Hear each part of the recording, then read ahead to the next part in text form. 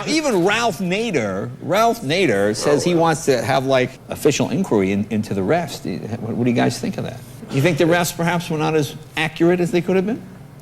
Well, we really can't say too much about it, but, other people seen, what happened. Now, is that something? I believed that night when I covered that game here in Los Angeles that it was an abomination, that it was an embarrassment to the league, that it was the worst officiated contest in professional basketball I'd ever seen. Tonight, a former NBA referee says the playoff series between the Kings and Lakers in 2002 was fixed. We all said at the time, something's wrong here. The Kings were a better team, but that game was not right. I'm telling you, I was there. That was not right. What do you think the public's perception is of the integrity of the NBA officials? Zero. The integrity of the game has been shot. What surprises me that the league doesn't do anything about it. Chucky Brown put me, so they might.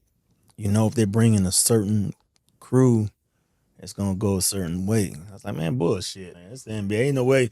We're up 20 points every game anyway. Ain't nothing, even if they do, ain't could stop. Right. And so just watching that, man, just seeing it, looking back now, that shit makes me sick, man, because I think that could have been our championship. And so, obviously you've seen what happened in the game.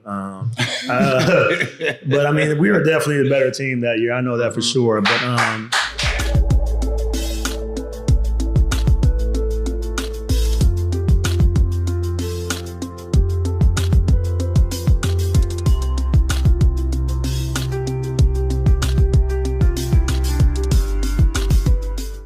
In my 8 years of doing YouTube, this question has come up a lot from my viewers. Who was the greatest team in NBA history that didn't win a championship? To be honest, for quite a while, I had a really hard time giving a definitive answer to this question simply because there has been so many great teams in the rich history of the NBA. So how do you narrow it down to just one? But then I had this thought process. Yes, there are many great teams that didn't win, and many teams that came close to winning. But of those teams, there was only one group that I can say beyond a shadow of a doubt deserved to win the title, but was screwed out of it by corruption. Of course, I'm talking about the 2001 to 2002 Sacramento Kings. I imagine many of you don't need an explanation of what happened, but I'll give you a brief summary just in case some of you are unfamiliar. In the early 2000s, the NBA was still rebounding from a massive decline in viewership after Michael Jordan's retirement from the Bulls. One of the sure bets to get views and generate plenty of revenue for the NBA was Shaq, Kobe, and the Los Angeles Lakers. Later on in an interview, David Stern, the commissioner of the NBA at the time, was asked about his personal preference for an NBA Finals matchup, to which he controversially answered, the Lakers versus the Lakers. It made sense considering that this Los Angeles team was exciting, dramatic, and bolstered a massive market. On the other hand, there was the Sacramento Kings, an underdog squad that was lacking the dazzling names and flair of Los Angeles, while being represented by a very small market, with a stadium and Arco Arena that looked remote and desolate compared to the raucous city atmosphere of Staples Center. From a money-making standpoint, there was no question to anyone at the time which team the league office would prefer to make the NBA Finals. So when Game 6 of the Western Conference Finals happened, much of the sports world started crying foul. In that contest, the Lakers shot 27 free throws in the fourth quarter alone, compared to the Kings' total of 9. Every call was seemingly going in the favor of Los Angeles, and even some of the no calls as well, like this elbow from Kobe Bryant to Mike Bibby's face in the most crucial moment. Kings players, coaches, and fans were all appearing to be dumbfounded as the game flew out of their grasp. As you saw in the intro of this video, there was plenty of suspicion at the conclusion of the 2002 West Finals. But after some time, there would be some cold hard evidence. In 2008, Tim Donaghy, a former NBA referee who was guilty on betting on basketball games that he officiated, said that the NBA rigged the 2002 playoff series. Specifically, he said that allegedly, the league scheduled Dick Bavetta to officiate the sixth game, with an agenda to get the Lakers the victory.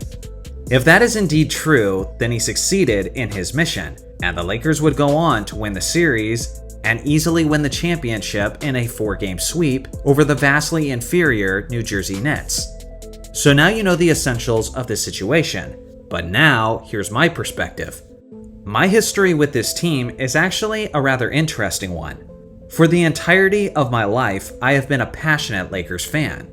Growing up in Central California, I had plenty of friends who were either Lakers fans or Kings fans. The rivalry that developed was intense, not just between the teams, but between the fan bases as well. I hated this squad and delighted in their misery.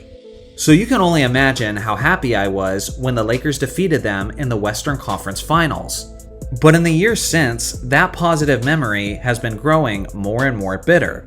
As someone who appreciates the history of the game and has made it my career goal to put a spotlight on the overlooked talents of NBA history, I've had to witness this former great Sacramento team fade into obscurity. In 2002, Chris Webber was in the argument for the title of the best power forward in the entire league. But you wouldn't know it because in the years since, people only talk about Tim Duncan, Kevin Garnett, and Dirk Nowitzki as the best power forwards from that era. Mike Bibby was the ideal co-star. He was a fundamentally sound player who was born for the playoff atmosphere, as he remained calm, cool, and collected under pressure. The acquisition of Bibby in the summer of 2001 was the move that elevated them from a good team to a team that was ready to win a championship. Yet with that being said, he's somehow become overshadowed to the other point guard they had before him, Jason Williams, as White Chocolate is more known today due to his flashy passes and his incredible handle. Then they had Peja Stojakovic, who was a certified sniper and a terrific scorer, and he was also without question one of the greatest perimeter shooters in the history of the league. Yet somehow, he's never brought up in that conversation in this modern day. One of the greatest wing defenders of that era was Doug Christie, as he should be remembered for his tenacity and competitive spirit. But he's basically only talked about today because of his coaching career. For a 5-year stretch, Bobby Jackson was arguably the best sixth man of that era. But if you bring him up today, many young people will say, Bobby who? Hedo Turkoglu was a solid weapon off the bench, and even Vlade Divac doesn't get enough credit for the role he played on this team, as he was one of the best passing big men that the game had to offer. Rick Adelman is certainly one of the greatest coaches in league history, but is almost never mentioned in that conversation simply because he finished his impressive coaching career with 2 trips to the NBA Finals, but not a single championship ring. One of the deepest and most cohesive teams in NBA history is basically being overlooked and forgotten in every aspect today, simply because they didn't win the championship necessary to immortalize them in that way. But, as we all know, they probably should have. Overall, their ball movement and team-first approach should be celebrated today on the same level as the 2013 San Antonio Spurs or the 1986 Boston Celtics. But they're not. So even with the rivalry and even with my dislike of this team, I've grown sympathetic. I recognize the injustice that was done to this squad, as they should be celebrated today in basketball lore. Let me make this clear. This team wasn't a fluke of a contender. This was a team who believed that they could win the championship, who prepared each offseason for Shaq and Kobe in the NBA playoffs. They won 61 games, earned home court advantage throughout the postseason, and were on the verge of putting an end to the Lakers dynasty. But within a matter of moments, in a pivotal 6th game, all of that was stripped away, as they were basically powerless to prevent it. In my opinion, the 01-02 Sacramento Kings are the greatest team to never win a championship because they more so than any other failing team deserve to be champions. My advice to fellow Laker fans is go ahead, enjoy the 2002 championship and talk your trash, because that's what sports is all about. But when it comes to the 2002 Kings and their fans, always give them their respect, because that was truly a special rivalry, and if the allegations are in fact true, then it's honestly horrible that they couldn't get their legitimate shot at a title without outside influences screwing things up. So what do you guys think? Were the 2002 Kings truly the best team in the league that season? I look forward to hearing your thoughts in the comment section below. Thanks for watching as always. Make sure to like and subscribe for more basketball content, and I'll see you guys in the next video.